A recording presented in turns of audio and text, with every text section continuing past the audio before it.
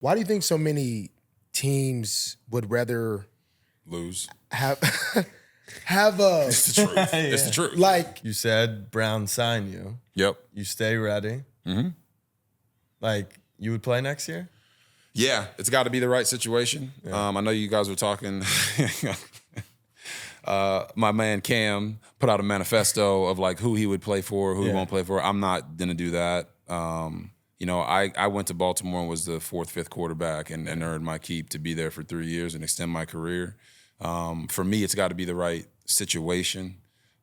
Young quarterback, I really did enjoy my experience with Lamar. Yeah. I didn't have that when I was in the league, when I first came in. A guy that had been through it, not only looked like me, but played like me and was able to guide me through some of those pitfalls. So I was able to do that for Lamar, and I enjoyed that. So if there's a young guy that's coming in or that's already there that they want me to come in and mentor and be the backup quarterback and be ready to play if need be, I'd do that. If it's a situation where it's a starting opportunity, I mean, who's going to turn that down, right? I've been out of the league for 3 years now. So it's not like people are going to be jumping at the bit to like give me an opportunity to be a starter. I'm not oblivious to that, but I do believe, just like every other quarterback, that I can go out there and get it done at a high level and have some fun. So I don't shy. You ever been to Charlotte? Talking about with Bryce. Yeah. I'm a Bryce fan. I've been to Charlotte. I'd love to go be there and help Bryce Young do his thing. I don't take credit for any of the stuff that Lamar Jackson has ever done. He's the one playing. He's the one making the throws. He's the one making the runs. It was a joy for me to be a part of that process. But make no ifs, ands, or buts about it. If we go to a team, it's challenge every day because we're trying to play. We're trying to do what we can to become the best. And I think that's what makes the team better. You got to have competition in the room, even if it's not stated competition. So I encourage everybody out there not to shy away from saying the things that you want to do because you feel like somebody might laugh at you or they're going to be like, oh, that's just improbable. Listen, I'm 33. I'll be 34 in a couple days. I believe when I'm 39, there's still a chance. Let me ask you this question to close us out here. Why do you think this is a prime example, this current year of the backup quarterback. Yep. Why do you think so many teams would rather lose? Have a It's the truth. It's the truth. Like have a backup quarterback that could work as opposed to one that has work that might be older or that, you know what I mean? Like why do you think it's just the would you say it's just the idea that if it does work, you can he's younger? I think it's a couple things. I think one, and I do actually believe this is the leading reason. If you bring in a guy like Cam Newton, Robert Griffin III, Colin Kaepernick, not that all of us are in the same category. Cam was an MVP, right? He went to the Super Bowl. I was Rookie of the Year. Cap went to Super Bowls.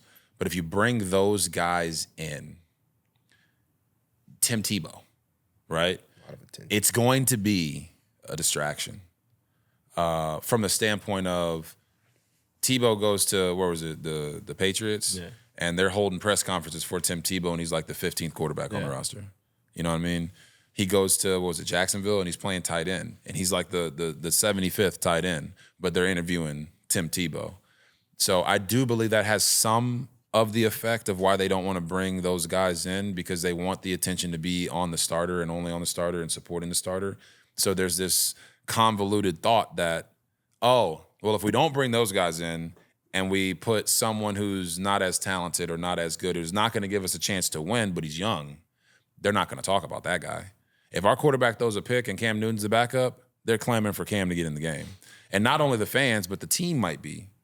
Because the team don't remember Cam Newton from New England. Right. They remember Cam Newton from the Carolina Panthers.